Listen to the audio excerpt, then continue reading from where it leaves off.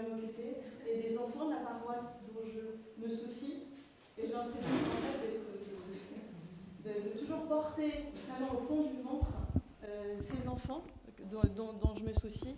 Et que, effectivement, un enfant qui souffre, pour moi, c'est vraiment une contraction.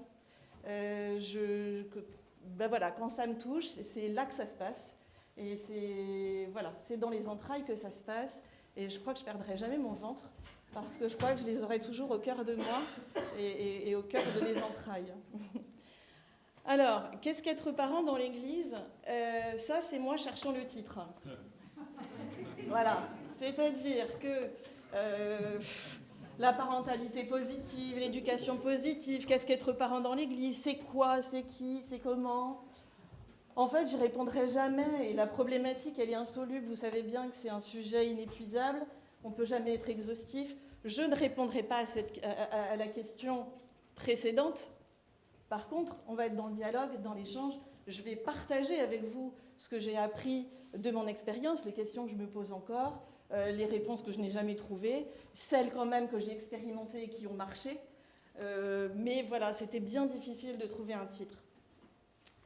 Et donc, ce qui m'a paru important, c'est de ne pas rester dans ce match des gentils contre les méchants, de la parentalité positive caricaturée en bisounours. Hein, on peut être positif et bienveillant sans être laxiste. Et on peut aussi être autoritaire et cadrant sans être violent. Et donc, on n'est pas là pour être dans la caricature des schémas parentaux, les gentils contre les méchants. On est là pour essayer de trouver au contraire un mode de parentalité qui soit à la fois cadrant et bienveillant. Alors, il y a quand même des choses qui sont indétournables. La loi, il y a quand même des lois et une loi qui nous guide, et on ne peut pas être hors la loi. Et il y a l'évangile. C'est-à-dire qu'il y a quand même un mode de parentalité non évangélique qu'on ne peut pas continuer à défendre, selon moi. Et donc, l'éducation positive. Alors, j'ai mis le positif entre parenthèses, parce qu'en fait, éduquer, ça veut dire former, développer, enrichir les qualités physiques, spirituelles, intellectuelles de l'enfant en vue de son épanouissement. Donc, si c'est pas ça, c'est pas de l'éducation. Hein, c'est plutôt du dressage. Donc, l'éducation, si on veut que ce soit de l'éducation, elle est forcément positive. Donc, c'est un pléonasme de dire éducation positive. Sinon, c'est pas de l'éducation, c'est du dressage. Dans l'Église, éduquer, ça veut dire conduire hors d'eux. Et donc, dans l'Église, on considère que l'enfant a tout reçu de Dieu dès le départ. Et donc, notre éducation, ça va être de faire émerger de l'enfant tout ce que Dieu lui a donné dès le départ. De la chrysalide au papillon, hein. Mais dans la chrysalide, le papillon a tout ce qu'il faut du papillon. Il faut juste que ça émerge et que ça voilà, c'est vraiment conduire hors d'eux. Alors c'est sûr que les enfants d'hier ne sont pas les enfants d'aujourd'hui. Ils n'ont pas les mêmes jeux. Aujourd'hui, dans les catalogues de jouets, on a mon premier kit de télétravail. Ah. C'est clair que les enfants d'hier n'avaient pas leur premier kit de télétravail. Voilà, ça c'est le magasin de jouets de Noël de 2023. Donc c'est sûr que ce n'est pas les mêmes. Ils sont plus rebelles, plus actifs, moins concentrés, tout ce qu'on dit de nos nouveaux enfants. Ils sont différents parce que l'environnement est différent. Nous sommes différents. L'environnement est différent, le rythme n'est pas le même. Le temps passé hors de la maison n'est pas le même. Ce qu'on leur propose, ce n'est pas la même chose. Donc forcément, les enfants sont différents dans un environnement différent, évidemment. On dit aujourd'hui aussi, il y a les enfants Kagoy, K-A-G-O-Y. Kids are getting older, younger. C'est-à-dire que les enfants deviennent plus vieux, plus jeunes. Parce qu'ils font des choses plus tôt, plus vite. Et donc, on n'est pas sur la même temporalité. Donc, forcément, on n'a pas les mêmes enfants. Alors, avoir des enfants...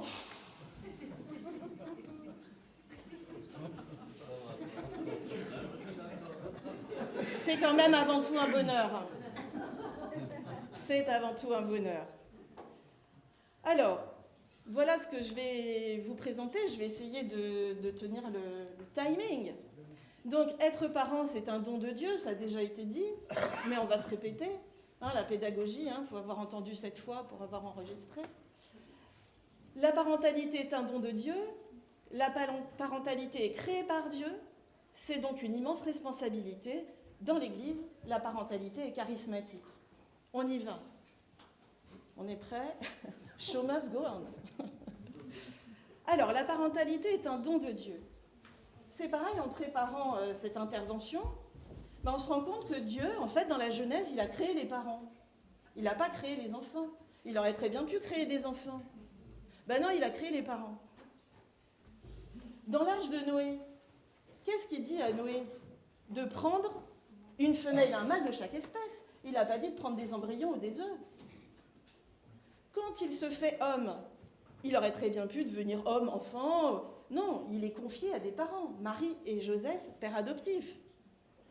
Donc, à chaque fois qu'il y a des enfants, il y a des parents. Dieu a créé le projet divin, le projet d'enfant est divin, et il a été confié à des parents. On s'est souvent posé la question, qui est arrivé en premier, l'œuf ou la poule? Eh bien, c'est la poule. Dans la Genèse, c'est la poule.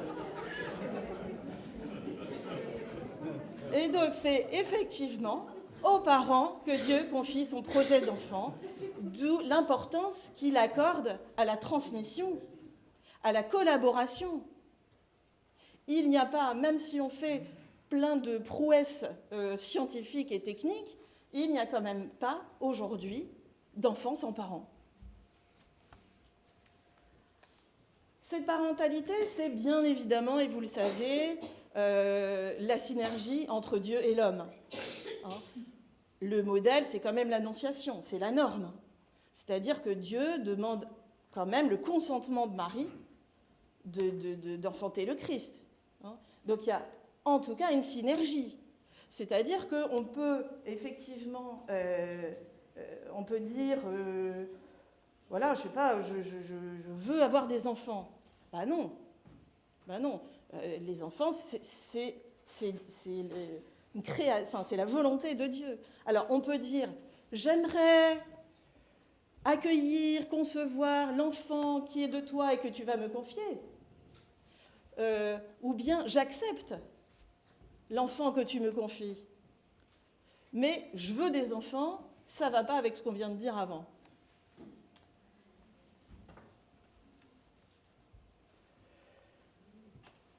Dans la prière du couple qui désire concevoir un enfant, on a de la conception jusqu'à ad vitam Doberman, des prières qui nous accompagnent tout le temps, tout au long de notre parentalité. Et donc, quand on est jeune couple, on a cette prière-là du couple qui désire concevoir un enfant. Et c'est, rends-nous capables de recevoir de toi, dans l'union de l'âme et du corps, la créature bénie que tu voudras nous confier. Donc, on est bien d'accord là-dessus. Alors, ce qui est important dans le couple, du coup, quand on souhaite concevoir un enfant, voulu par Dieu, c'est de demander la bénédiction du prêtre. Parce qu'on ne fait pas ça tout seul. On parlait de famille élargie hier, ça commence tout de suite. La famille élargie, elle commence dès le départ. C'est-à-dire qu'on demande la bénédiction du prêtre qui porte avec nous cette envie d'avoir un enfant. J'ai envie d'avoir un enfant, mais c'est Dieu qui me le donne. Donc on demande la bénédiction du prêtre, on remet à Dieu ce projet, toujours dans cette prière des parents qui souhaitent concevoir un enfant. On m'entend au fond, Père Razvan? Oui? C'est bon? Inspire-nous de coopérer à ton action créatrice par la puissance de l'amour que tu as mis en nous. Rien que ça. On réfléchit. On réfléchit. On réfléchit à quoi? Dans le couple. Est-ce que je suis prêt à accepter l'enfant que tu vas me confier, tel qu'il est? Ah, c'est une fille, je voulais un garçon. C'est un garçon, je voulais une fille. Ah, peut-être bien qu'il ne va pas aimer le foot. Peut-être même qu'il n'aimera pas le chocolat.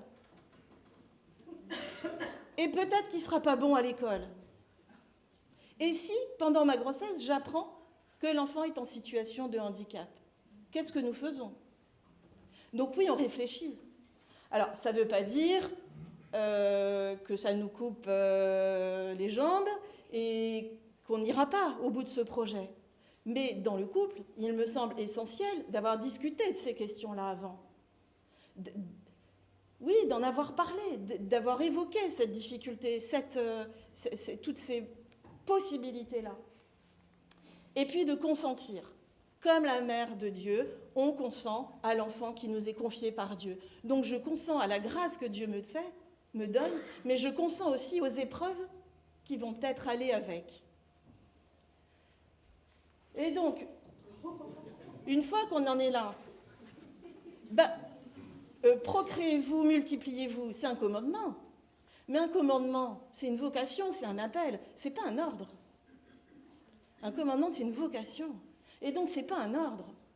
Si on n'est pas prêt à ce moment-là, on n'est pas obligé non plus. Vous voyez, bien sûr que c'est une vocation. Et on ne va pas se dire, on va avoir tout ça en conscience, et ensuite, on va demander à Dieu d'avoir cette vocation-là. Hein, mais on ne fait pas tout ça tout seul. Et donc, ce n'est pas un ordre. Jésus ne fait rien à quoi l'homme ne collabore en venant librement et en voyant par lui-même. Il ne vient pas nous étouffer par une doctrine, une obéissance imposée, mais éveiller en nous l'écho de sa parole et une réponse personnelle. C'est extrait de ce livre-là, Saint Jean, Évangile de la Nouvelle Genèse, de Jacques Goettman, une pépite. Je vous le conseille. C'est vraiment une pépite. Et donc, être parent, c'est une grande responsabilité. On porte nos enfants, on porte la responsabilité de ces enfants qui nous sont confiés par Dieu, comme Dieu porte, l'agneau et nous porte, et porte l'Église et nous porte. C'est de l'ordre de cette responsabilité.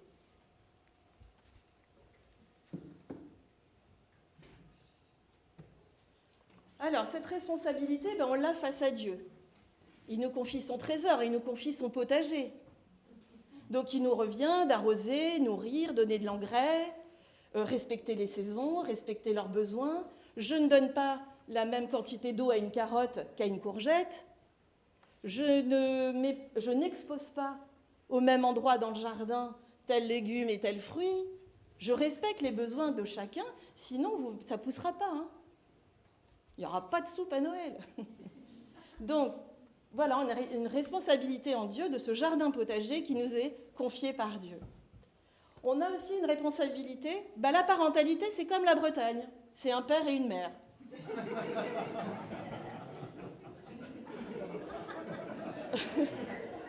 C'est pour les Bretons. C'est comme la Bretagne, c'est un père et une mère. Et donc cette parentalité-là, on l'assume à deux, cette responsabilité-là.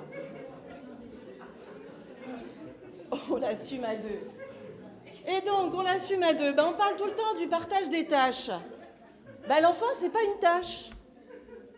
Même s'il n'est pas bon à l'école. L'enfant n'est pas une tâche. Donc, on l'assume à deux. Et c'est 100% le papa et 100% la maman. Les deux parents héritent à 100% du Christ. Aussi bien sa rigueur que sa douceur. La douceur n'est pas réservée aux mamans et la rigueur au papa. Le papa hérite de la douceur et la maman de la rigueur. Et on est 100% à l'image du Christ. Et on hérite à 100% chacun du Christ. Donc, les parents sont complémentaires. Moi, je dirais qu'ils 100% chacun, 200%, c'est mieux que 50-50. Donc, l'enfant n'est pas une tâche. On fait ensemble. Hein, on fait ensemble. On a cette responsabilité 100% chacun. Je dirais même 100% SANG, SANG. Hein, c'est 100% chacun. Et donc, ce couple-là, on sait bien que l'harmonie conjugale est forcément au service de l'harmonie familiale. Et on est vraiment dans cette recherche d'harmonie conjugale pour une harmonie familiale. Et donc, qu'est-ce qu'un père peut faire de mieux pour ses enfants ? C'est d'aimer sa mère. Et qu'est-ce qu'une mère peut faire de mieux pour ses enfants ? C'est d'aimer son père, leur père. Cette harmonie est incontournable. Et donc, on a aussi une responsabilité par rapport à la paroisse.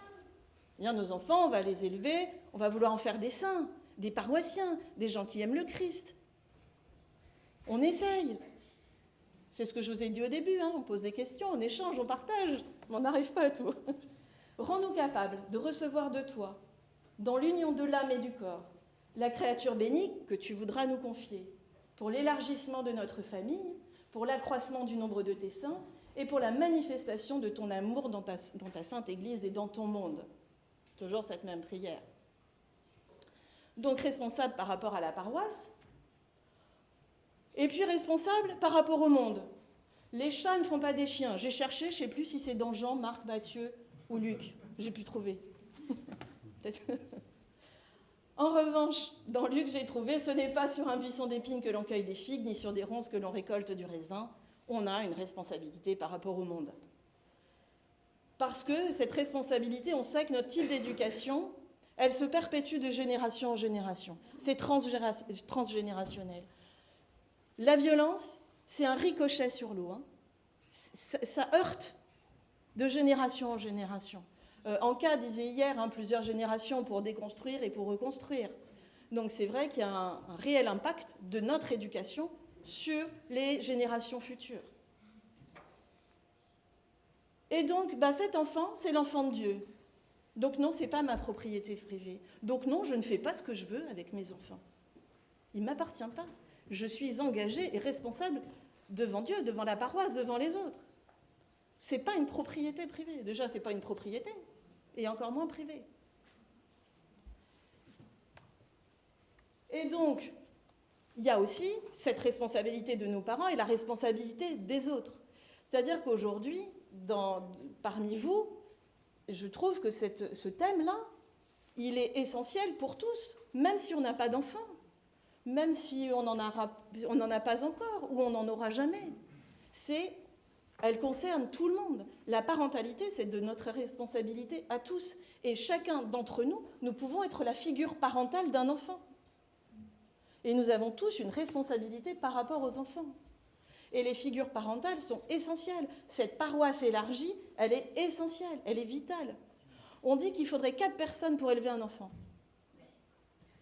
Au moins 4 personnes, pour être aidé, soutenu, accompagné, entouré. Il faudrait 4 personnes. Par Marc-Antoine dit qu'il faut un village derrière un enfant. Eh bien, il faut une paroisse, il faut une famille, il faut des amis, c'est ce qu'on disait hier. Donc les figures parentales, ça peut être les grands-parents, bien sûr. Et puis, ça peut être aussi les catéchètes de la paroisse, qui accompagnons nos enfants.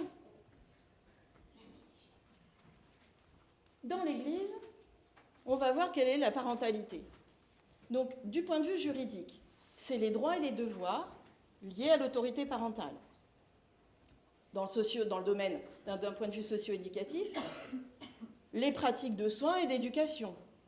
Au niveau sociologique, les formes d'agencement familiaux. En psychologie, ça peut être le processus de transformation des individus qui deviennent parents. Alors, dans l'Église, vous êtes prêts pour la suivante? J'attends toute votre attention. Il faut s'accrocher.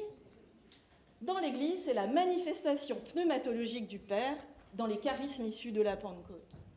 La parentalité dans l'Église, c'est l'Esprit Saint, point barre, qui nous inspire, qui nous fait être créatifs, qui nous fait inventer chaque jour des modes nouveaux de parentalité, qui nous apaise les sentiments automatiques dont parlait Anka hier. C'est ce qui vient en premier. Mais avec l'Esprit Saint, je pense qu'on peut commencer à travailler à ce que ma pensée automatique, ma pensée première, ce soit Dieu. Mais pour ça, c'est pas tout seul qu'on va y arriver.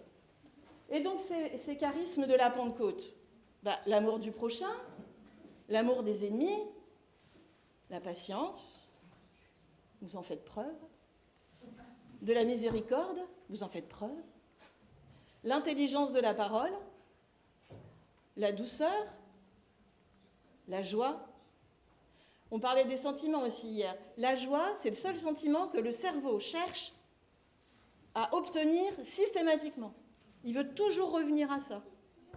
C'est toujours C'est un critère, la joie. Et l'amour pour le Christ et pour le Père. Et donc, ces charismes de la Pentecôte, quand on est parent, quand est-ce qu'on les reçoit? Au couronnement. Au couronnement, la couronne qui est posée sur la tête des époux, c'est une épiclèse. C'est l'épiclèse, c'est la parentalité qui est donnée par l'Esprit Saint au moment du couronnement. Donc c'est vraiment au moment du couronnement que le couple reçoit le charisme de la parentalité, comme une épiclèse. Alors, partie 2, qui est cet enfant qui m'est confié? Donc on a parlé de comment, avant d'avoir l'enfant, puis maintenant j'ai un enfant, qui est cet enfant qui m'est confié? Alors on va voir qu'est-ce qu'un enfant, on va dire, et ensuite qui est mon enfant? Alors qu'est-ce qu'un enfant? Un enfant, ça fait des années qu'on l'entend, l'enfant est une personne. Oui, l'enfant est une personne. C'est pas un mini-humain, c'est pas un mini-chrétien, c'est pas un demi-humain, c'est pas un demi-chrétien avec des demi-droits. C'est une personne à part entière, même s'il n'est pas un adulte pour autant, mais c'est une personne à part entière. Et donc, on l'appelle, par exemple, jusqu'à ses 18 ans, on l'appelle mineur. C'est pas pour ça qu'il est inférieur. Donc l'enfant, on a vu que dans le ventre de sa mère, l'enfant, il entend sa mère même si elle se contente de lui parler en pensée. D'où l'importance de ce qu'on fait et de quel parent je suis. On ne devient pas parent le jour de l'accouchement. On est parent tout de suite, dès qu'on commence à parler d'enfant. On est déjà sur un mode de parentalité. Bon, voilà, est-ce que là, vous connaissez bien cet épisode où Marie rencontre Élisabeth et Jean-Baptiste frémit dans le sein, dans le ventre d'Élisabeth, à la perception du Christ. Est-ce que là, on pourrait dire que le Christ n'est pas le Christ? On n'irait pas dire ça. Est-ce qu'on irait jusqu'à dire que Jean-Baptiste n'est pas déjà Jean-Baptiste? Non. Et dans la prière des époux qui attendent un enfant cette fois-ci, on vient de monter une marche, on dit « Rends-nous capables de recevoir de toi la créature bénie dont tu connais le nom ». Dieu, il connaît déjà le nom de cet enfant, c'est déjà une personne et il a déjà un projet pour lui. Alors dans la loi française, c'est un peu différent. On a une échographie 3D quelques jours avant la naissance, et à droite, un bébé qui vient juste de naître. Dans la loi française, si vous avez par exemple un accident avec une femme enceinte et qu'elle perd son bébé, si on est à gauche, 2 heures avant l'accouchement, il n'a pas respiré en dehors du ventre de sa mère, on parle de blessure involontaire. On ne parlera d'homicide involontaire que si l'enfant a respiré au moins 3 secondes. Ils ont 2 heures d'écart. Mais dans la mesure où il est dans le ventre de sa mère et qu'il n'a pas encore respiré, on considère que c'est une blessure et pas un homicide. C'est bien sûr pas ce qu'on dit dans l'Église.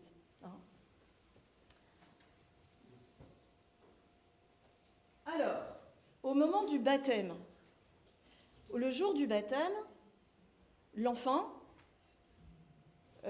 entre dans la famille du Christ. Il entre dans cette famille, dans la famille du Christ. Et donc, par le baptême, il devient... On est tous frères par le baptême, vous êtes d'accord? On est tous frères. L'enfant, par le baptême, devient mon frère. Donc, mon enfant, c'est mon frère. Et pas ma propriété privée. Mon enfant est mon frère. Et si on élève notre enfant en se disant chaque jour, mon enfant est mon frère, peut-être qu'on agirait un peu différemment.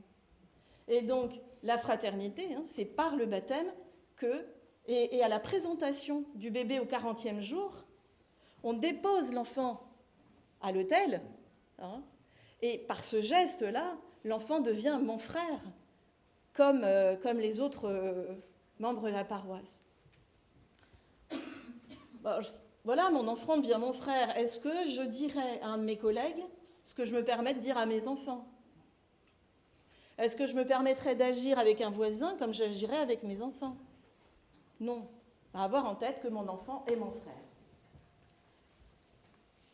Une amitié fraternelle, expression véritable de l'amour trinitaire, en lequel il n'y a aucune inégalité. Hiérarchie ne veut pas dire inégalité, mais rapport saint et sacré, et comme l'a montré le Christ, service mutuel. Ça vient de Prie comme tu respires, de Père Marc-Antoine. Et donc,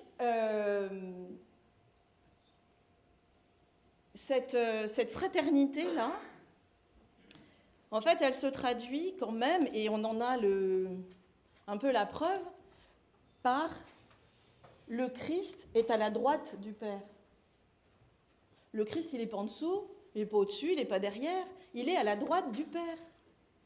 Et donc, dans la famille, voilà, mon enfant est mon frère, et nous sommes côte à côte, et non pas face à face. Le Fils est à la droite du Père. Alors après, on va essayer de savoir un petit peu, ce que c'est qu'un enfant. Il faut savoir ce qu'on peut attendre d'un enfant pour savoir ce qu'on peut lui demander. Si on ne sait pas ce qu'on peut attendre d'un enfant, on va probablement avoir des demandes inadaptées. Alors, je vais passer un peu là-dessus, parce que c'est des choses que vous pouvez retrouver sur YouTube, sur plein de sites, sur le développement de l'enfant, sur la psychologie de l'enfant. Voilà, je vais rester sur mon domaine. Mais c'est vrai que c'est quand même important de connaître les stades de développement de l'enfant. Piaget, par exemple. Pour savoir ce qu'on peut lui demander, il faut savoir ce qu'on peut en attendre. Donc, connaître les stades de développement de l'enfant. C'est important aussi de connaître son développement, le développement de son cerveau. Tout ce qui est aujourd'hui les recherches sur les neuropédiatres, neuropsychiatres, toutes les neurosciences, n'empêche que c'est important de connaître aussi le fonctionnement du cerveau de son enfant et des stades de développement de l'enfant. C'est important aussi de savoir que nos enfants, ce n'est pas tous les mêmes. Et qu'on va plutôt parler d'équité que d'égalité. Si on veut traiter nos enfants de manière équitable, il faut les traiter différemment. On ne traitera jamais de la même façon le premier que le deuxième. Un garçon qu'une fille, en fonction de sa situation personnelle. Est-ce que je suis en train de vivre un drame familial? Est-ce que je suis au chômage? Est-ce que j'ai des problèmes on est nous-mêmes pas les mêmes. Hein? Et donc, on va plutôt être sur de l'équité que de l'égalité, parce que l'égalité, on voit bien que ça ne répond pas aux besoins des enfants. Hein? Et puis, cette parentalité-là, elle ne concerne pas que nous, parents. C'est-à-dire que traiter les personnes de manière équitable et pas forcément de manière égale, c'est tout le principe de... Je vous laisse trouver. C'est pour vous réveiller. C'est le principe dans l'Église de l'économie. L'économie. C'est le principe de l'économie dans l'Église. Les prêtres, vous faites ça tout le temps. Vous savez bien qu'il faut savoir ce qu'on peut attendre d'un fidèle pour savoir ce qu'on peut lui demander. Eh bien, on va faire pareil avec nos enfants. On va faire pareil avec nos enfants. Il faut savoir ce qu'on peut attendre pour savoir ce qu'on peut demander. Et qu'on n'en est pas tous au même niveau et qu'on ne va pas, effectivement, traiter nos enfants. On va les traiter de manière équitable, mais pas forcément de manière égalitaire. Voilà. Donc, c'est le principe de l'économie. Et puis, on va aussi... il faut aussi que nos enfants se sentent capables. Il faut pouvoir laisser à l'enfant... Hein, qu'est-ce qu'un enfant? Il a besoin de se sentir capable. Il a besoin qu'on lui laisse des responsabilités. Et puis, il faut aussi répondre aux besoins. Et je veux dire, l'enfant, c'est pas qu'une tête, c'est pas qu'un élève qui doit bien travailler à l'école, c'est donc une personne. La personne, c'est le corps, l'âme, l'esprit. Et donc, il faut aussi répondre à ses besoins corporels. C'est ses besoins de sommeil, c'est ses besoins d'une alimentation correcte, pas trop de sucre. C'est pas moi qu'il faut dire ça. Faites ce que je dis, mais pas ce que je fais. Donc, on va aussi prendre soin du corps de l'enfant, le sommeil, voilà, le besoin d'attachement, le besoin de câlin, le besoin de sécurité, le besoin de règles, le besoin de cadre, le besoin... Tout ça, ça fait partie quand même des besoins corporels. Et donc, Dieu, lui, qu'est-ce qu'un enfant Lui, il nous dit bien, qu'est-ce qu'un enfant? C'est laisser faire ses enfants, ne les empêchez pas de venir à moi. On voit bien la place qu'il leur donne. De la bouche des tout-petits et des nourrissons, tu t'es préparé une louange. Laissez faire ses enfants, le royaume des cieux est à ceux qui sont comme eux. Ça nous rend humbles.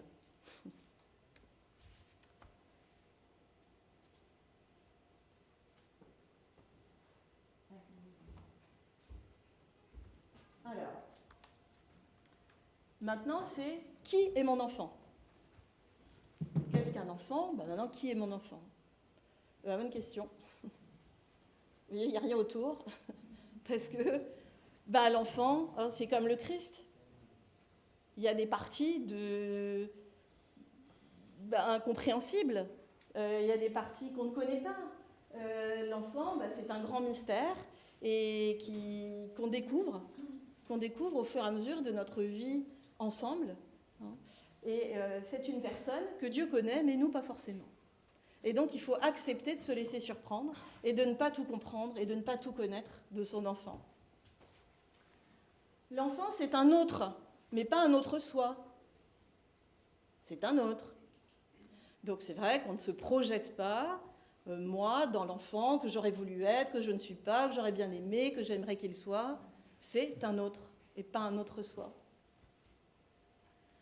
L'enfant, il est aussi lié à tout ce qui est l'épigénétique.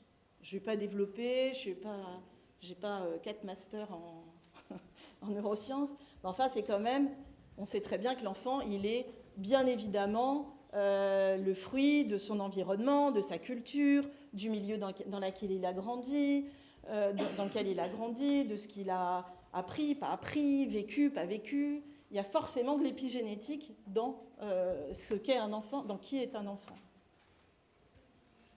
Et puis l'enfant, il n'est pas exempt de passion. Dans l'Église orthodoxe, d'ailleurs, ils sont baptisés tout petits, ils communient tout petits et ils se confessent très tôt. La prière des parents pour les enfants, qui est une prière essentielle. Essentielle. Élever un enfant sans dire la prière des parents pour les enfants, c'est essayer de cueillir des cerises sans échelle, quoi. Ça me vient comme ça, l'image. Je vais en retravailler une autre, peut-être mieux, mais... Donc, purifiez-les des passions malsaines, de la paresse, de la vulgarité, de la bassesse et de toute impureté de l'âme et du corps. Donc, les parents, on a cette responsabilité aussi d'accompagner nos enfants dans leur combat spirituel. On est là aussi pour aider les enfants dans leur combat spirituel. C'est pour réveiller un petit peu.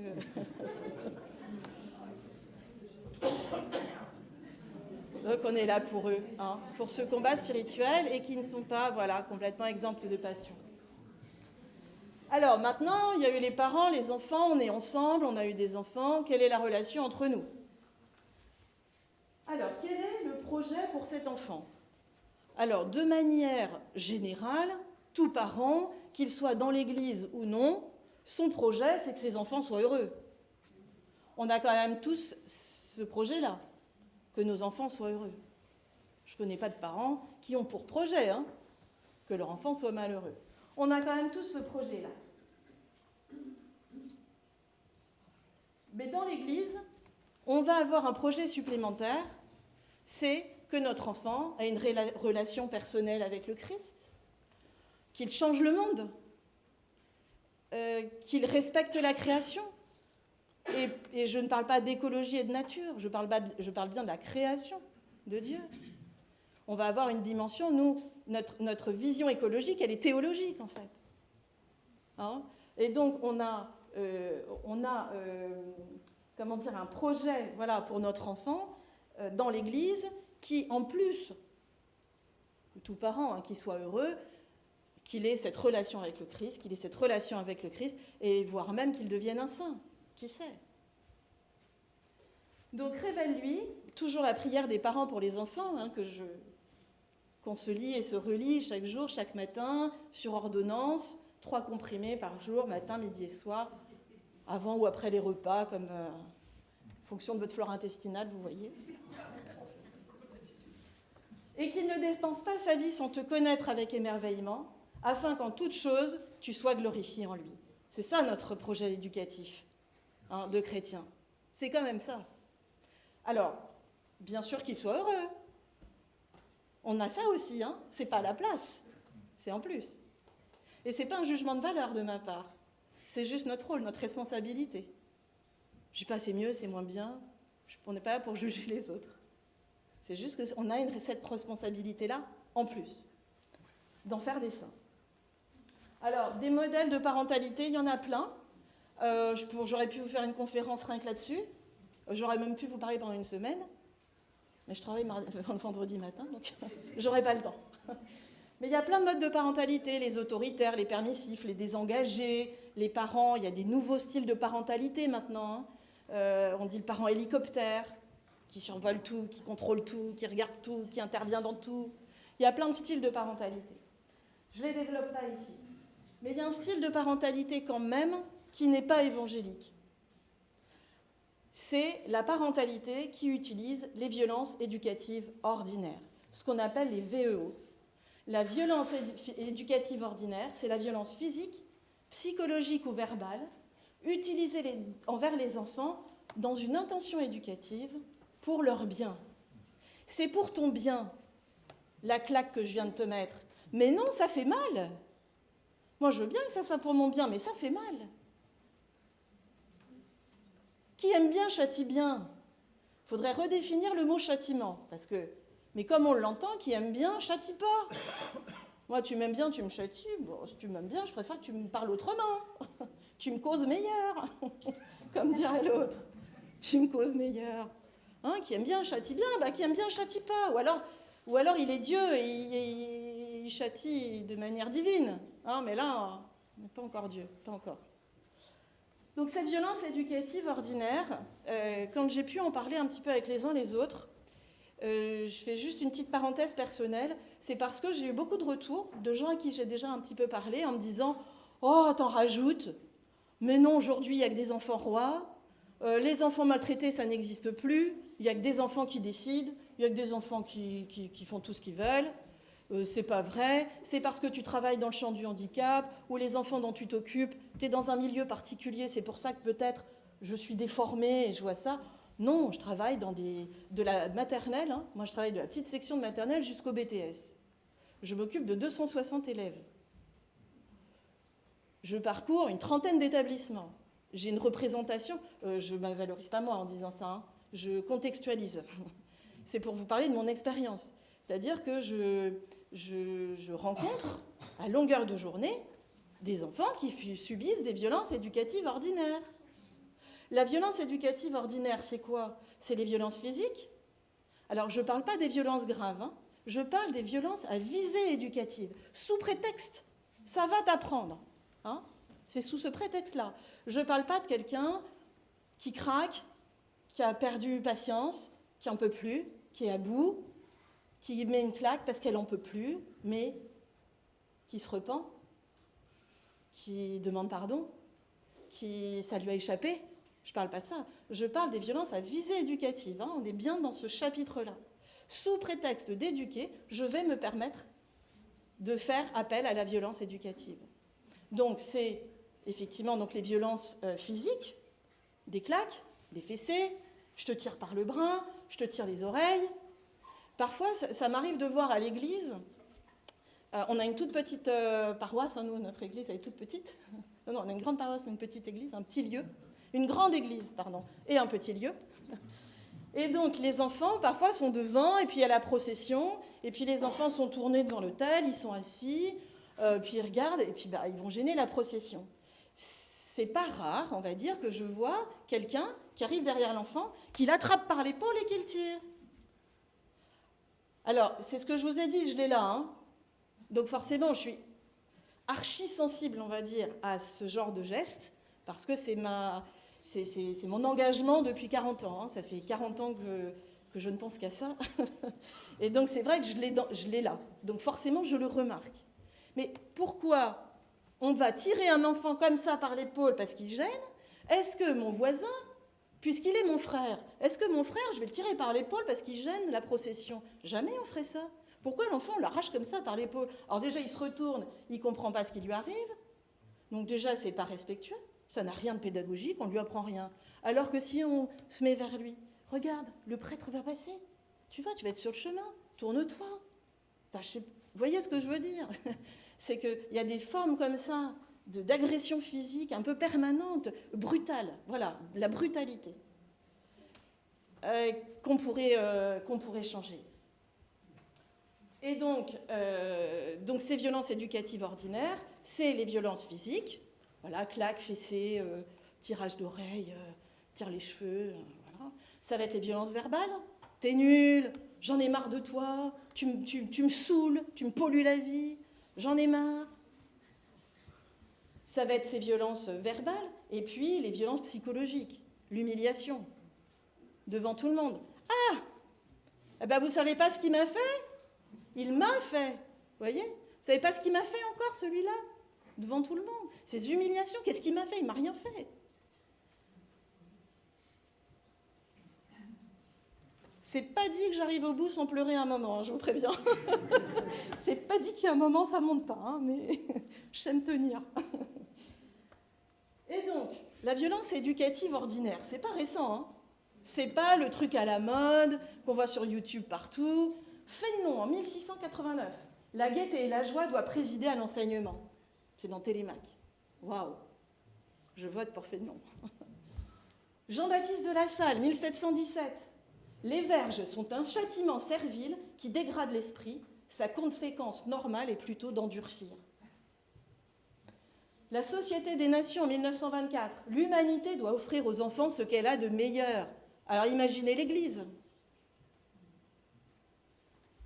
En 1989, la Convention relative aux droits de l'enfant, qui préparait un petit peu le texte officiel, l'enfant doit grandir dans un climat de bonheur, d'amour et de compréhension. Sa santé physique et mentale, tant dans le cadre de la famille que dans toute institution, le catéchisme, l'école, le sport, chargé d'assurer la protection, les soins et l'éducation des enfants. Alors, c'est vrai que moi, j'ai par exemple à l'église, plusieurs fois, des mamans qui sont venues me dire « Ah bah vous en France, super, on n'a pas le droit de taper les enfants. Ah bah vous étonnez, vous avez que des enfants rois, c'est eux qui commandent. » Bah, la France, on est les derniers. Hein. C'est un des pays d'Europe les plus autoritaires. Malgré ce qu'on peut en dire. Roumanie, 2004. 15 ans avant la France. Je dis ça, je dis rien.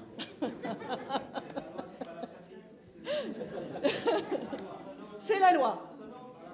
Bah non. Bah, c'est pour ça qu'on est là ensemble, pour travailler là-dessus.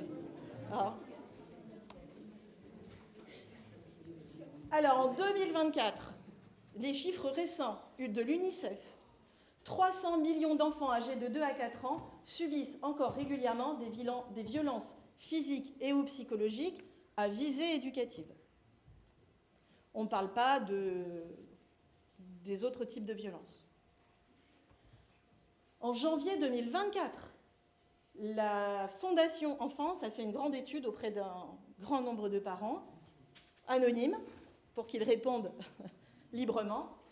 8 Français sur 10 disent avoir recours à la violence physique, verbale ou psychologique, une à plusieurs fois par semaine, pour éduquer leur enfant. 2024. Hein. En ce qui concerne les activités sportives, où on envoie volontiers nos enfants, 48% des parents interrogés jugent qu'il est difficile, voire impossible, d'entraîner un enfant sans crier. 34% sans le punir. 28% sans lui dire qu'il est mauvais ou feignant. 27% sans le bousculer. 26% sans le gifler ou lui donner une fessée. Je sais maintenant pourquoi je n'ai jamais fait de sport. Je cultive ma maternité, mais je ne fais pas de sport. Je sais pourquoi maintenant. Je crois que je n'avais pas très envie de subir tout ça. Alors on a des phrases comme ça toutes faites. Ça t'apprendra. Ça t'apprendra quoi ? 4 ans plus tard, le QI des enfants qui ont reçu des fessées entre 2 et 4 ans est inférieur de 5 points à celui des enfants qui n'en ont pas reçu. Ça va t'apprendre quoi ? Visiblement pas grand-chose. Ça te désapprend. Non mais t'es débile ou quoi ? Les personnes ayant reçu de mauvais traitements, on ne parle pas des maltraitances graves, ont entre 2 et 7% de risque supplémentaire de présenter des pathologies mentales à l'âge adulte. Vous nous confirmerez les chiffres. Arrête. Bon, en tout cas, on est à peu près d'accord que ça ne doit pas faire du bien. Hein. La fessée, oh, ça va. Une fessée, ça n'a jamais tué personne. Eh bien, dans le monde, 40 000 enfants sont victimes d'homicides chaque année. Donc oui, la violence tue les enfants. On ne peut pas dire que ça ne fait rien. En 2023, au moins 68 infanticides ont été commis en France, soit un enfant tous les 5 jours.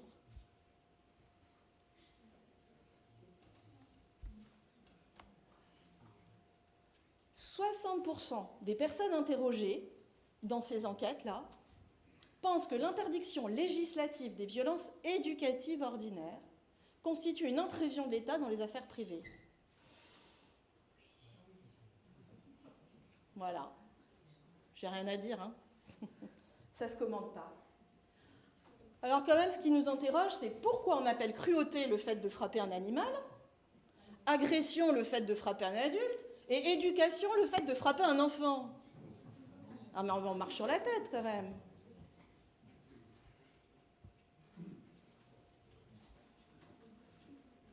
Alors, les effets quand même délétères de la violence sur les enfants, il y a quand même des effets sur la santé. C'est prouvé, archi-prouvé, reconnu, des millions d'études. Des effets sur le comportement. On reproduit un enfant, bien sûr, qui a été violenté, reproduit la violence sur ses propres enfants, on connaît ça, hein, ce schéma-là. Sur le cerveau, on apprend moins bien, voire pas du tout. Sur le devenir adulte, sur les apprentissages. Et sur notre descendance, puisqu'on va perpétuer aussi et encourager ce cercle vicieux de la violence éducative ordinaire. Un enfant blessé dans son intégrité ne cesse pas d'aimer ses parents. Il cesse de s'aimer lui-même. Laisser un enfant subir des violences, c'est le priver de l'avenir qui aurait pu être le sien et qu'il aurait pu choisir en toute liberté, et priver le monde de toutes ses potentialités, de toutes les réalisations qu'il aurait pu apporter, au lieu de s'épuiser à lutter pour sa survie. C'est se priver d'un monde meilleur et plus juste. Alors elle est psychiatre, mais je ne sais pas, ça colle bien, je pense, avec ce qu'on pourrait dire en tant que chrétien. Alors, dans mon éducation, dans l'Église, qu'est-ce que je veux? Qu'est-ce que je cherche? Prouver mon autorité ou être pour mon enfant une figure d'attachement?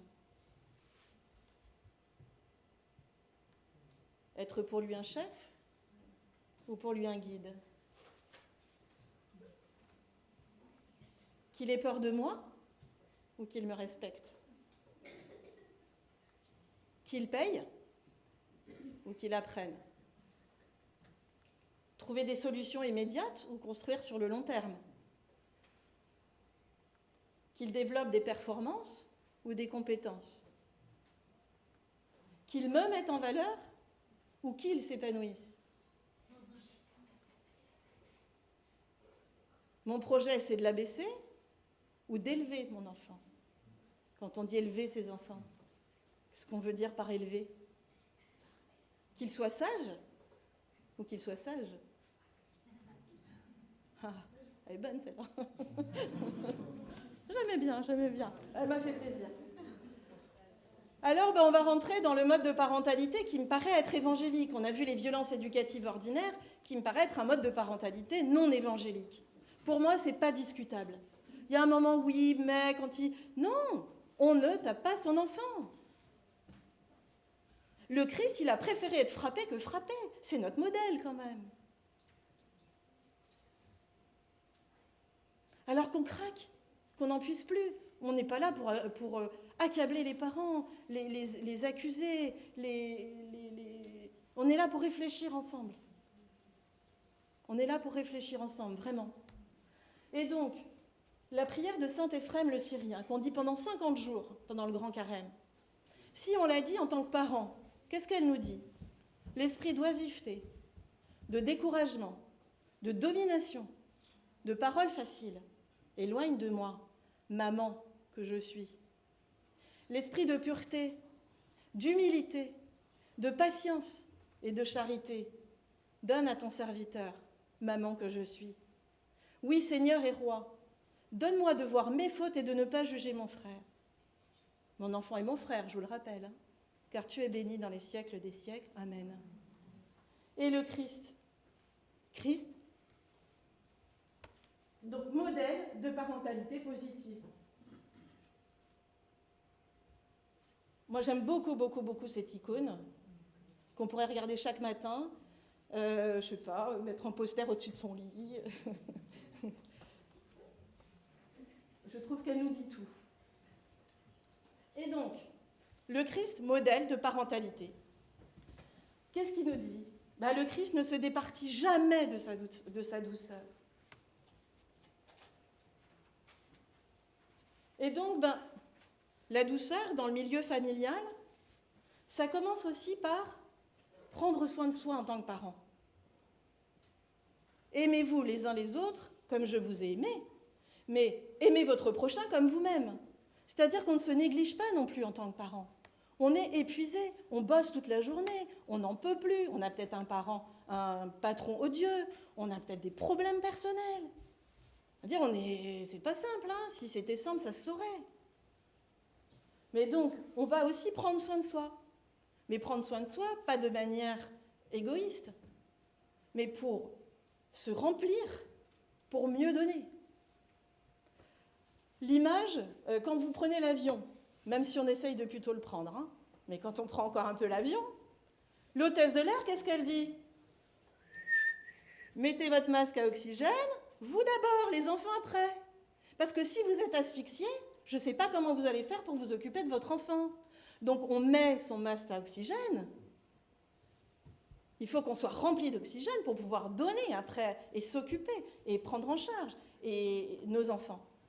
Donc on met son masque à oxygène d'abord. On a besoin. Si on est asphyxié, on ne peut plus s'occuper de nos enfants.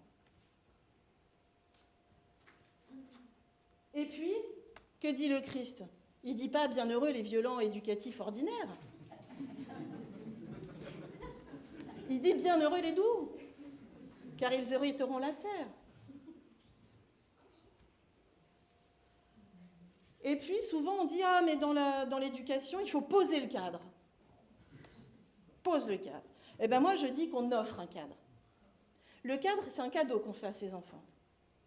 C'est pour ça que je vous disais au début, il faut arrêter de confondre l'éducation positive, respectueuse, charismatique, avec les bisounours du début. C'est pas pour ça qu'on est laxiste, qu'on laisse tout faire, qu'on ne cadre pas, que c'est la fête à la maison. Le parent laxiste, quand un enfant a affaire à des parents laxistes, il développe les mêmes troubles psychologiques qu'un enfant qui a affaire à des parents autoritaires. Donc, il n'est pas question de « fais ce que tu veux, la vie est belle ». Ce n'est pas les bisounours, hein. Mais c'est un cadre bienveillant et charismatique. On prend le Christ comme modèle. On ne va pas chercher ailleurs. Donc, on offre un cadre. Alors le cadre, on est d'accord, hein.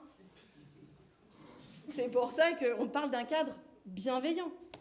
C'est quoi un cadre bienveillant? Les marchands du temple, on a déjà évoqué cet évangile des marchands du temple. Le Christ, il se fâche un peu quand même là. Mais est-ce qu'il se fâche contre les gens? Est-ce qu'il tape les gens au marché? Non, il balaye tout sur son passage. Il fait preuve. Voilà, il se manifeste à ce moment-là. Mais il ne frappe pas les hommes avec le fouet. Mais il réveille la conscience en rappelant la vérité.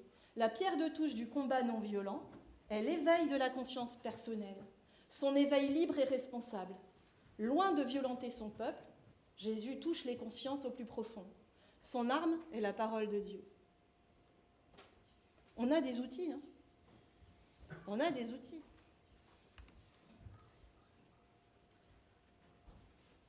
Alors, dans ce cadre, il y a aussi l'environnement qu'on va proposer à notre enfant. Ce qu'on lui offre comme temps de sommeil, comme ce qu'on va lui donner à manger, la bienveillance qu'on met dans la maison, la joie de vivre. Il y a l'environnement dans le cadre. Par exemple, moi j'ai des gens qui viennent chez moi et qui me disent « Oh là là là là, mais tu vis dans un cadre !» J'ai un jardin immense, j'ai pas de cadre, hein, je ne suis pas enfermée dans 4 murs. « Oh là là, tu vis dans un cadre ici !» Oh là là, mais dans quel cadre on est? Le cadre, c'est ça. C'est pas seulement l'image qu'on s'en fait de la boîte qui nous enferme et qui nous réduit.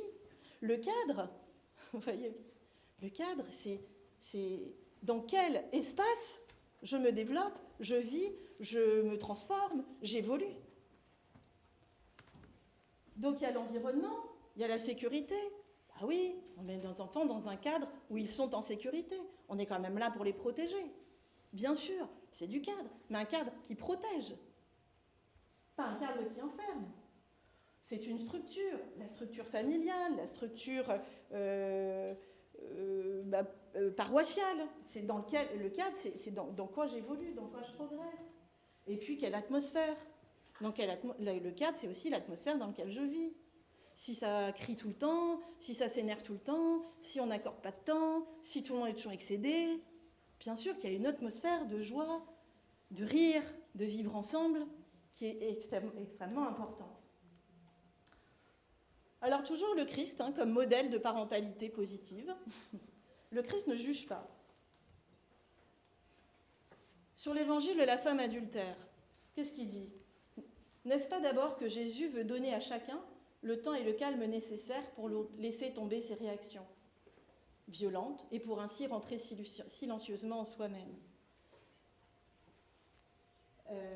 C'est vrai que sur le Christ ne juge pas. C'est vrai que nous, on va essayer aussi de ne pas juger, d'écouter, de comprendre. On va chercher à discuter, à verbaliser, à échanger avec nos enfants pour mieux se comprendre et mieux accompagner. Alors parfois, dans nos interventions, on fait un petit peu l'inverse de ce qu'on aimerait pouvoir faire avec par exemple, mon enfant c'est ma punition. Hein. Mais qu'est-ce que j'ai fait au bon Dieu pour avoir un fils comme toi? Ah, c'est le châtiment ultime. Qu'est-ce que j'ai bien pu faire au bon Dieu pour un enfant comme toi?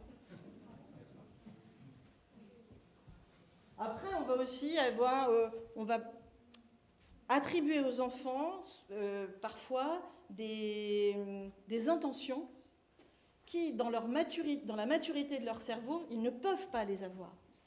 On leur fait des procès d'intention. L'enfant, par exemple, qui fait des caprices, ou il fait exprès, il manipule. L'enfant manipulateur. L'enfant roi. Ah. L'enfant manipulateur. Oh là, il manipule. Si ton bébé, là, il pleure la nuit. Ah, mais c'est pour que tu viennes le chercher. Tu vas te faire avoir. Si tu le prends, t'as pas fini. Parce qu'un enfant de 6 mois, dans sa maturité du cerveau, il est capable de se dire, si je pleure, alors ma mère, elle devrait faire ci, faire ça, venir. Non, le bébé de 6 mois, il pleure, il a besoin de vous, point. Point. Je ne fais pas un caprice, je suis très déçue. Les comportements de nos enfants ne sont jamais dirigés contre nous, mais vers nous. Ce sont des messages. Ils nous interpellent. Hein, j'ai besoin de quelque chose. Je suis mal. J'ai mal. J'ai peur. Aide-moi. Ou l'enfant qu'on culpabilise aussi. Tu vois? Si maman pleure, c'est parce que t'es pas sage. Ben merci. Ben avec ça, je vais bien dormir, tiens. Hein? Voilà, et je vais bien grandir.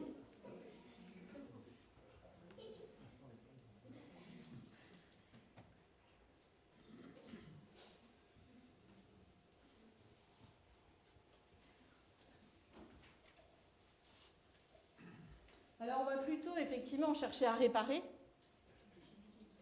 hein, à accompagner, à réparer, et que, voilà, dans cette céramique japonaise, on va faire d'un objet cassé, on va plutôt réparer, et on voit les failles, hein, qui disparaissent pas pour autant, mais qui en font un objet parfois même encore plus beau.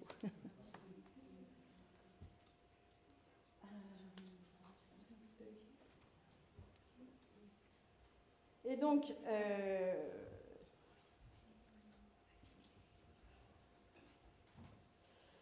on continue, les joies du direct.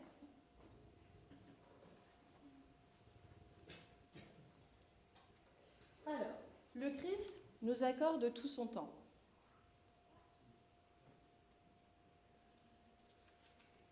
Alors, j'en suis, excusez-moi. Alors voilà, le Christ, hein, il nous ignore jamais, il est toujours là pour nous. Je trouve qu'on dirait facilement, quand même, quand on discute entre parents, « Ah, je donnerai ma vie pour mes enfants. » Bah allons-y, mais faisons-le de notre vivant. C'est pas, ne donnons pas notre vie, on est mort, et puis, oui, on va donner notre vie pour nos enfants, mais faisons-le pour de vrai, mais de notre vivant. Donnons notre vie pour nos enfants. Et pour ça, donner sa vie pour ses enfants, c'est sûr que déjà, c'est leur donner du temps. Alors, il faut leur donner du temps. On est toujours pressé, on a toujours le chrono, on est toujours débordé. Il faut donner du temps dédié à l'enfant. Ce temps dédié, on n'a pas forcément du temps tout de suite, tout le temps, tous les soirs. Hein. Par contre, ce temps, on va se l'organiser. On a des vies parfois tellement remplies, débordées, qu'il faut l'organiser. On va mettre le temps à l'emploi du temps. On va employer notre temps pour se mettre à disposition de nos enfants. Donc parfois, il y a un emploi du temps et on dédie du temps à nos enfants. Alors c'est 5 minutes, c'est 10 minutes, c'est 1 heure, mais du temps où ça, on pose, on ne décroche pas le téléphone, on est tout à eux. Et la quantité est super importante. La qualité est essentielle. Quand on n'a pas la quantité, au moins, on privilégie la qualité. Au moins, on pose tout. Du temps dédié, on ne fait rien d'autre. On est là pour son enfant. Et on lui accorde ce temps. Alors, excusez-moi. Alors, ce temps, c'est aussi du bon temps. Il faut aussi que ce soit du bon temps. Et le jeu, par exemple. Le jeu est essentiel dans la relation avec les enfants. Il faut jouer ensemble. Il faut passer du temps à rire, à s'amuser. Il faut se donner du bon temps. Le temps, c'est du bon temps aussi. Donc, prendre le temps du bon temps. Et puis, parfois, quand on n'en a pas beaucoup, j'ai inventé ça. Il y a Doctolib. Moi, j'ai créé Famille Lib. Peut-être qu'on va prendre rendez-vous. Peut-être qu'on va se dire le vendredi de 19 à 20, c'est un temps qu'on prend ensemble. Et on ne fait rien d'autre, on ne prévoit rien d'autre. On se le consacre. On va peut-être prendre rendez-vous. Et puis, on va aussi donner du temps, accorder du temps dédié, des moments où c'est l'enfant qui décide ce qu'on va faire ensemble. Écoute, là, j'ai 1/4 d'heure, c'est pour toi. Qu'est-ce que tu veux faire? Tu veux jouer? On joue. Tu veux danser? On joue. Tu veux que je te câline pendant 1/4 d'heure? Je te câline pendant 1/4 d'heure. Quel est ton besoin, là, tout de suite? Et comment j'y réponds? Du temps dédié à l'enfant où je ne fais rien d'autre que ce dont il a besoin et qu'il m'exprime.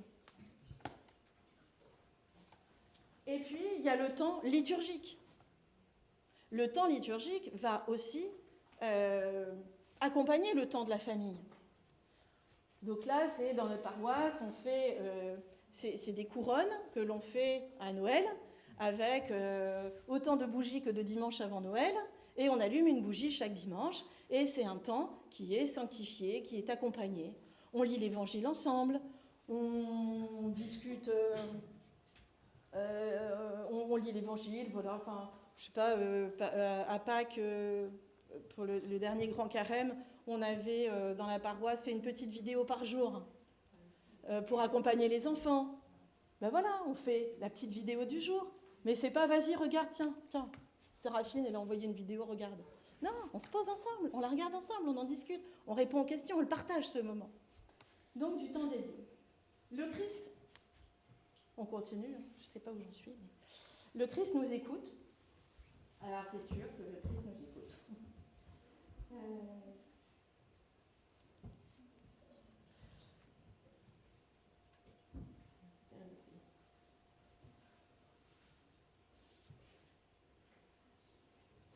J'arrive, hein.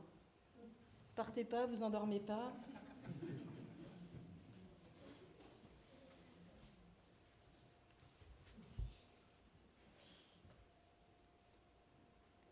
Alors le Christ nous écoute.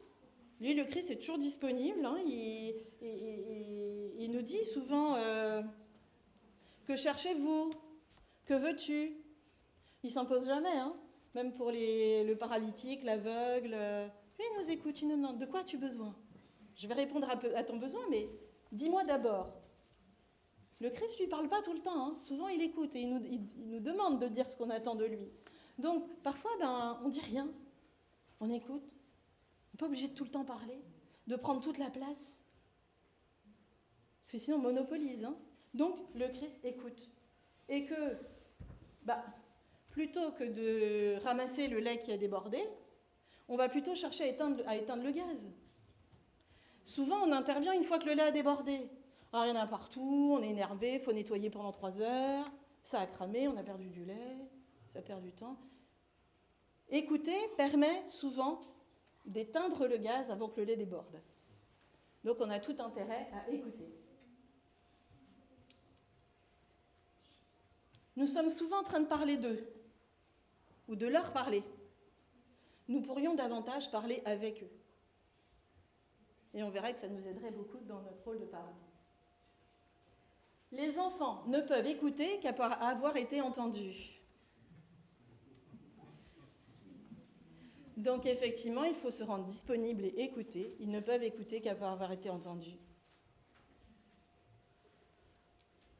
Alors, voilà, on peut éduquer nos enfants de sorte que si un jour ils ont un souci, ils puissent dire « je dois parler à mes parents » et non pas « si mes parents l'apprennent, je suis mort ».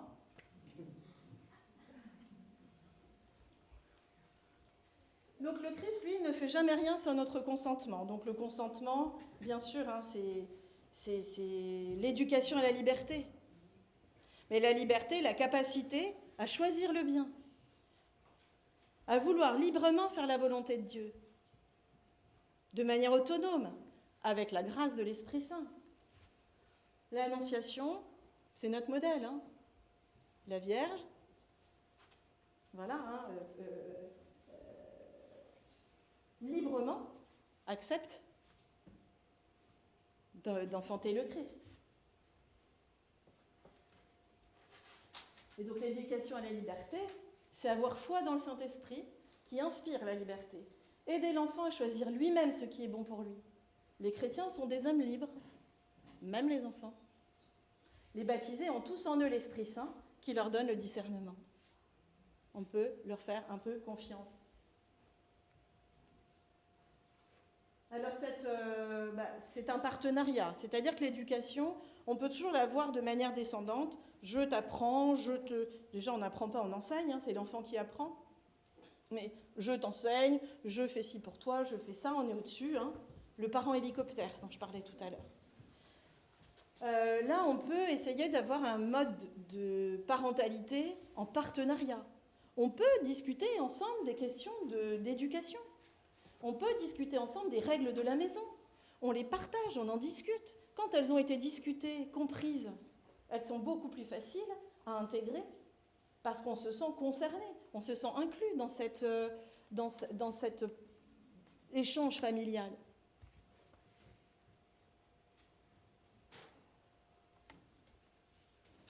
On a la Mère de Dieu qui nous montre ce rôle-là de médiateur. C'est-à-dire qu'en tant que parent, je ne vais pas tout le temps me mettre entre Dieu et mon enfant. Moi, je sais, je te dis, je t'emmène à l'église, je te dis de penser ci, je te dis de penser ça, de faire ceci, de faire cela. On est tout le temps finalement entre Dieu et l'enfant. Alors que la Mère de Dieu, elle est médiatrice. Elle est entre, hein. Elle n'est pas entre les parents et Dieu, entre les enfants et Dieu. Elle n'est pas intermédiaire. Intermédiaire, c'est être entre. Elle est médiatrice, elle fait le lien, elle est à côté. Et donc, dans l'icône de Marie au temple, on voit bien, les parents sont derrière. Hein.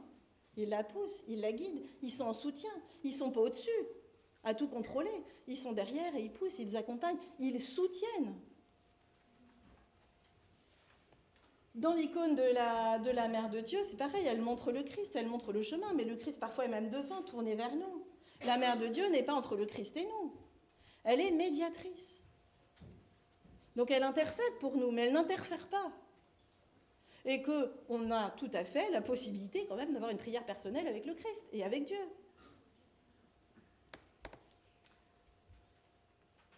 Le Christ ne se prend pas pour le Père.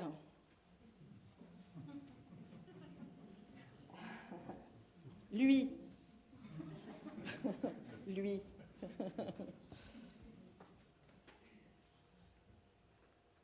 Alors, bah oui, on vient de le dire, hein, on les laisse parler, on les écoute. On arrête de toujours parler, de prendre la parole.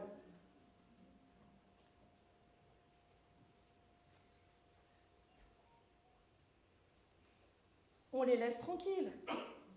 On n'est pas toujours en train d'intervenir, en train de tout décider à leur place. On laisse faire. On laisse faire, on les laisse tranquilles. Voilà, on les laisse faire, on ne fait pas tout à leur place. Il faut leur confier des vraies responsabilités, suffisamment complexes pour qu'ils y trouvent de l'intérêt. En éducation, à l'école, on parle de la ZPD. Ceci n'est pas un gros mot. C'est la zone proximale de développement. Donc en éducation, quand on propose une notion nouvelle à un enfant, il faut se situer dans la ZPD, cette zone proximale de développement. C'est l'endroit où c'est suffisamment complexe pour que l'enfant ait un intérêt, une envie d'y arriver, une motivation. C'est un petit peu dur, donc ça me motive, j'ai envie. On me prend pour un grand, puisqu'on me propose quelque chose d'un peu difficile. Et en même temps suffisamment accessible pour qu'il y arrive. Donc même dans notre éducation, on va essayer de se situer dans cette ZPD, cette zone proximale de développement. Suffisamment accessible pour que l'enfant y arrive, mais suffisamment complexe pour qu'il ait un intérêt, une motivation pour y arriver. Et puis, on les laisse vivre ce qu'ils ont à vivre. C'est vrai qu'on ne peut pas les dispenser de toute épreuve.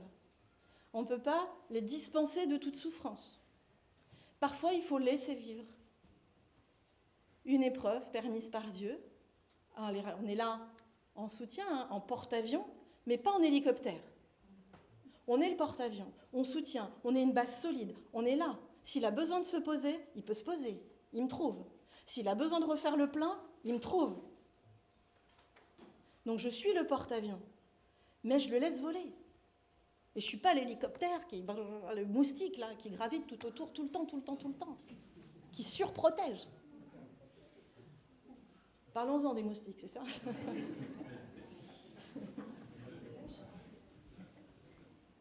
Et aussi, on sait que c'est aussi dans l'épreuve, la souffrance, la frustration qu'on apprend, mais pas tout seul. On croit aussi dans l'Esprit Saint qui accompagne nos enfants. Il ne s'est pas réservé. L'Esprit Saint, ce n'est pas interdit aux moins de 18 ans. Hein. C'est permis dans toutes les salles et à tous les âges. Hein. Un père spirituel n'est jamais un directeur de conscience. Il ne forme jamais son enfant spirituel. Il engendre un fils de Dieu, adulte et libre. On peut être tous les pères spirituels de nos enfants, ou les mères spirituelles de nos enfants. Enfin, le Christ enseigne. Alors, il enseigne des compétences. C'est-à-dire que parfois, on a le plan, hein. On a bien le plan pour construire le meuble, puis on a bien la boîte à outils. Sauf qu'on ne peut pas demander à un enfant des compétences qu'il n'a pas acquises. Et que parfois on dit à un enfant, il ne fait pas ci, il ne fait pas ça, il n'a pas acquis la compétence. Il faut lui enseigner la compétence pour respecter la règle. Le respect d'une règle, ça s'apprend. Et on n'a pas toujours la compétence. Et donc, il faut que les parents donnent un plan, donnent des outils, mais apprennent à l'enfant à s'en servir. Et donc, les compétences, ça s'apprend. Alors, bien sûr, les compétences, une règle, voilà, hein, ça s'enseigne. Et d'ailleurs, on ne dit pas ça s'apprend, c'est l'enfant qui apprend. Nous, on enseigne. Nous, on apprend pour soi-même, mais on n'apprend pas aux autres. Hein. C'est les autres qui apprennent. Donc, une règle, ça s'enseigne. Alors, par la formulation positive, on n'est pas tout le temps dans le ne pas. Le fameux truc, quand je vous dis, ne pensez pas à un éléphant rose. Tout le monde a l'éléphant rose en tête. Hein. Eh bien, un enfant petit, c'est ça. Si tu dis oh, traverse pas, il y a une voiture. Qu'est-ce qu'il entend? Traverse. Bam, il y va. Le ne pas, dans leur fonctionnement, ça bloque. Il entend le mot, la consigne.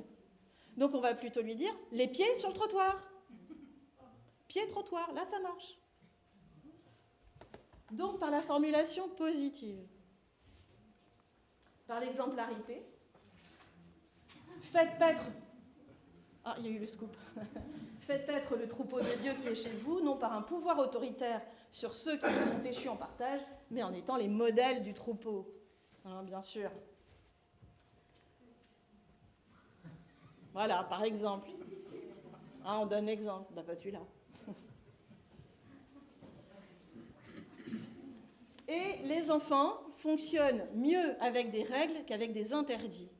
Ils détestent les interdits, mais ils adorent les règles. Donc, on va formuler les choses, non pas en interdit, mais en règles. Comprises, partagées, discutées, élaborées ensemble. La parentalité, l'éducation partagée dans la famille. Ces règles, on les discute, on en parle, on les choisit ensemble. Alors, on va donner des règles plutôt, des repères, des comment faire plutôt que des ne pas. Des consignes, des outils, des ressources. Pour moi, tout ça, en fait, ce sont les commandements de Dieu. Les commandements, moi, je les vois plus comme des consignes que comme des interdits. Et je pense que Dieu, avec nous, fait comme ça. Il nous donne plus des consignes que des interdits. Enfin, le Christ nous aime d'un amour inconditionnel.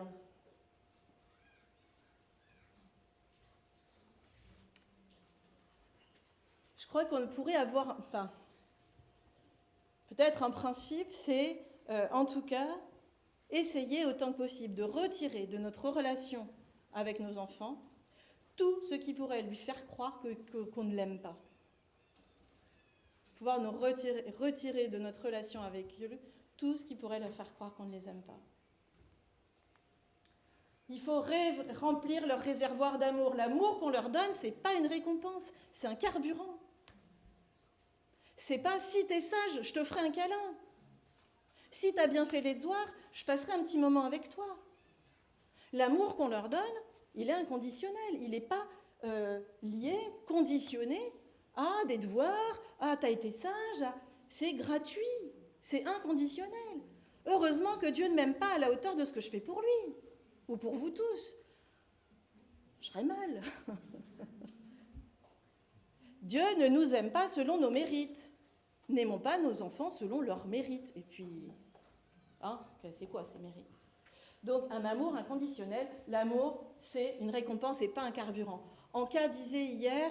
elle a dit quelque chose, exactement la même chose. Hein. Bon, ça m'a échappé. Je l'avais et j'ai oublié. Mais elle a dit la même chose. Non l'amour, c'est une récompense. C'est pas une récompense, justement. C'est un carburant. Le troisième cerveau qui a été découvert, on a le cerveau. Le premier, les intestins, qu'on a découvert ensuite, avec des neurones. Le cerveau a été récemment découvert par les scientifiques, c'est le cœur. Dans le cœur, il y a 40 000 neurones qui réagissent de manière autonome. Il peut même prendre des décisions. On a parlé des émotions hier. Voilà, on ne va pas développer ici, mais le cœur peut prendre des décisions autonomes. Et c'est quoi les sentiments du cœur? C'est la compassion qu'on attribue au cœur, hein. La sollicitude, le non-jugement, le pardon, la reconnaissance. Ça rappelle les charismes issus de la Pentecôte, hein. Entre nous, comme ça, entre deux, sur un malentendu, on peut faire le lien. Les sentiments liés au cœur, c'est les charismes de la Pentecôte. Donc, dans l'Église, on va agir avec son cœur et un peu moins avec sa tête. L'amour est et sera toujours le meilleur choix pour passer de la relation à la communion. Le Christ ne nous abandonne jamais. Il y a un SAC, je l'appelle, le service après conception. 24 heures sur 24, 7 jours sur 7. Il y a toujours une oreille. Le Christ nous écoute. Il y a toujours une oreille pour prendre nos messages, nos difficultés, nos peines, nos joies, nos problèmes, nos inquiétudes. 24 heures sur 24. Le disciple veut bien porter le précepte de l'ancien dans l'obéissance. Il veut bien arroser le bout de bois sec, donner sa confiance. Et l'autre, l'ancien, le Père en Dieu, veut bien porter la souffrance, le péché, l'inexpérience, les angoisses et les joies du disciple. Chacun apporte et porte quelque chose. L'étole du prêtre est le signe de la brebis qu'il porte sur les épaules, joug doux et léger du Christ qui console ceux qui viennent à lui fatigués et chargés. L'amour à tout prix. Hein ? Alors on a des moyens pour ça. On a des techniques quand même. La prière, je ne vous apprends rien. Vous voyez de quoi je parle? Ça vous dit quelque chose? Alors la prière, comme je l'ai cité plusieurs fois, la prière des parents pour les enfants. On la connaît, on l'a tous, mais est-ce qu'on la dit tous les jours? Vous peut-être. Moi, je ne l'ai pas fait tous les jours. Et je le regrette. Hein. Mais cette prière-là, on l'a. Elle dit tout, il y a tout dedans. Ça nous aide chaque jour. Comment on peut penser s'en sortir? C'est tellement difficile. Sans l'aide de Dieu. Je ne peux pas parler pour vous, mais j'ai essayé souvent de faire sans Dieu. Et à chaque fois, je me plante. Et dès que ça me revient, au fait, rappelle-toi, il y a une petite prière dans le tiroir, là, dans le livre de prière. Dis-la donc un peu. Bon, voilà, c'est tout. Cette prière pour les parents, si on ne la dit pas, c'est pas que pour les bouquins. Enfin, ça marche. C'est que ça marche. Et avec parfois, et souvent, un effet immédiat. C'est pas, je vais prier pour que mon enfant, dans 20 ans... Non, il y a des choses immédiates. Je peux vous partager 5 minutes une expérience dans la voiture, si vous voulez bien.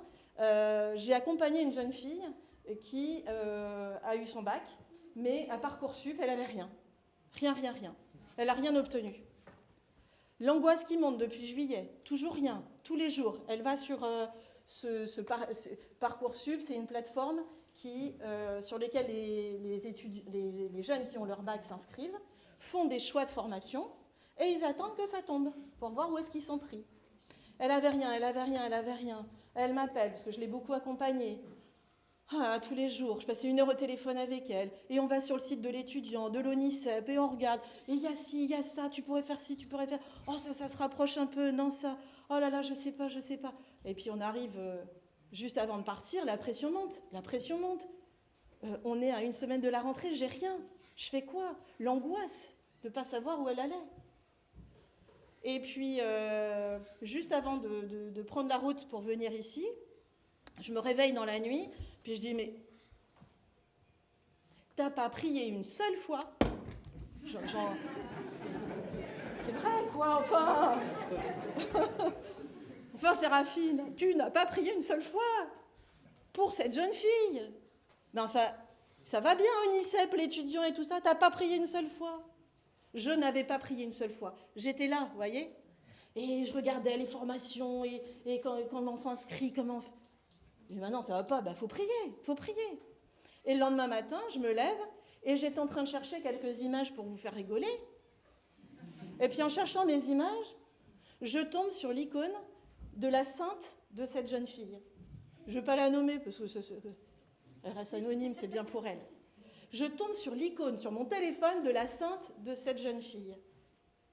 J'écris tout de suite aux parents, je fais « Ah non, mais là, il faut qu'on prie sainte... on s'en fiche, sainte Clotilde. Oh, il faut qu'on prie sainte Clotilde. Comment j'ai pu penser qu'on allait trouver une orientation sans prier? Comment j'ai pu penser ça?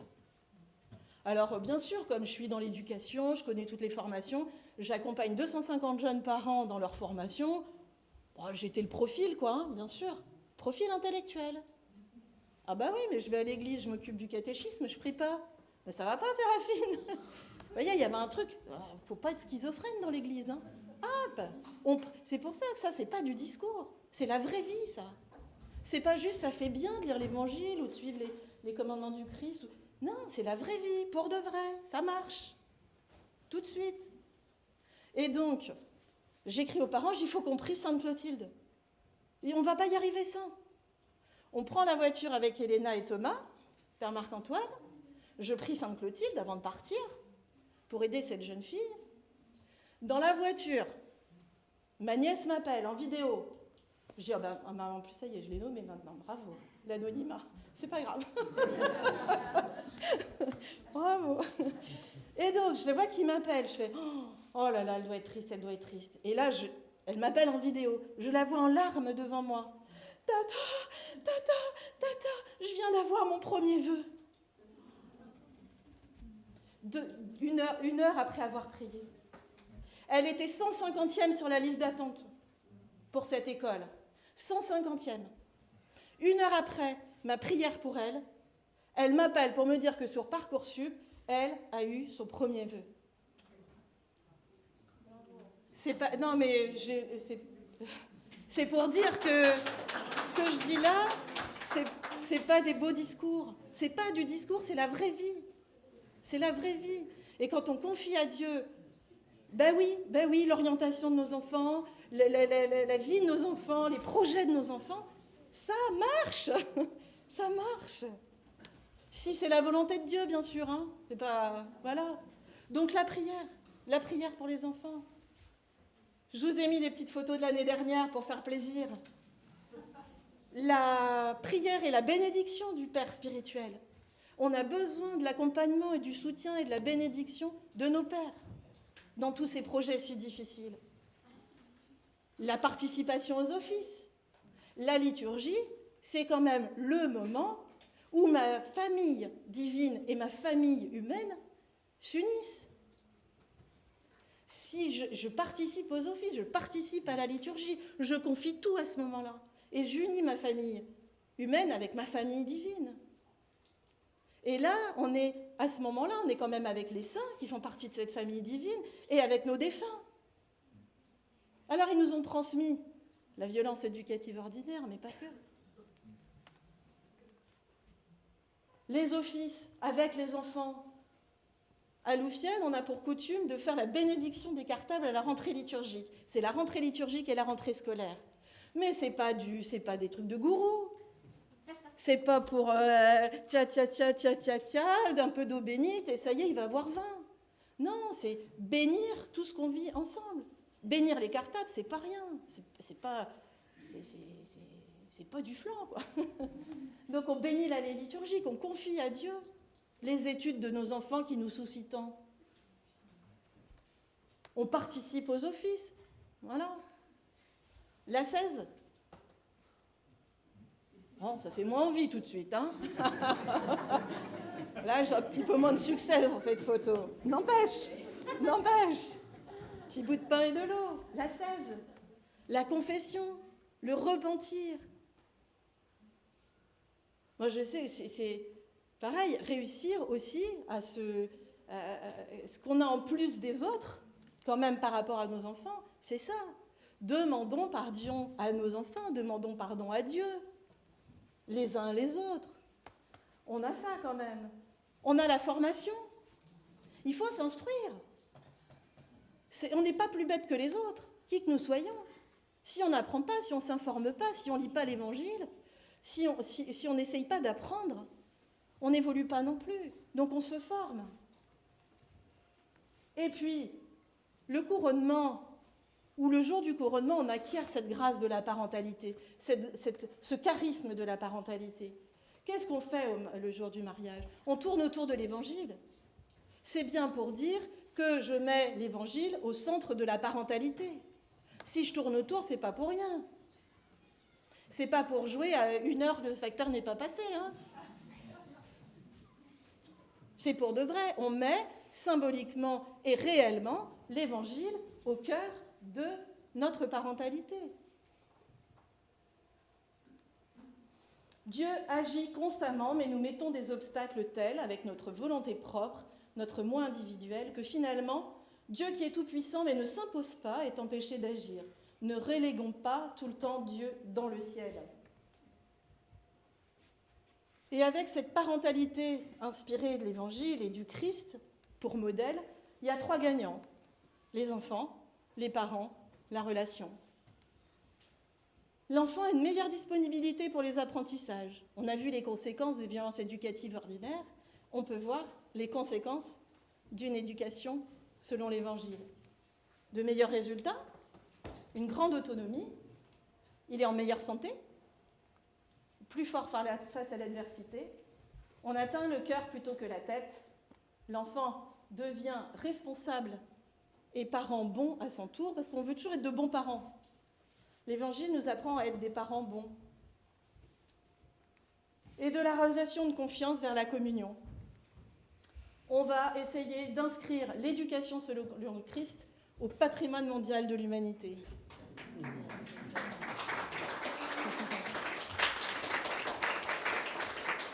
Et donc dans les prières, dans 3 secondes, vous ne m'entendez plus. On a cette grande prière comme ça qu'on peut dire chaque matin. Et si vous voulez qu'on la dise ou lise ensemble, je trouve que, en fait, elle dit tout mieux que moi. J'aurais pu même vous montrer que ça, en fait. Bon, c'était un petit peu court, puis c'était dommage. Parce que j'avais envie d'échanger un peu avec vous et de partager avec vous. Mais on aurait pu lire que ça. Hein. Seigneur, accorde-moi d'accueillir dans la paix de l'âme tout ce que m'apportera le jour qui vient. Accorde-moi de m'abandonner entièrement à ta sainte volonté. À chaque heure de ce jour, instruis-moi et soutiens-moi. Quelles que soient les nouvelles que j'apprendrai au cours de la journée, enseigne-moi à recevoir avec une plaisir la ferme assurance que sur toutes choses règne ta volonté. Dirige mes pensées et mes sentiments, toutes mes paroles et dans chacun de mes actes. Accorde-moi de ne jamais oublier chaque événement inattendu nous vient de toi. Apprends-moi à agir avec chaque membre de ma famille avec droiture et sagesse, sans jamais troubler ni peiner personne. Seigneur, accorde-moi la force de supporter la fatigue du jour qui vient et d'accepter toute chose qui m'attend durant la journée. Dirige ma volonté et apprends-moi à prier, à croire, à espérer et à acquérir la patience. Apprends-moi à pardonner et à aimer. Et merci pour votre attention. C'est notre photo de l'année dernière.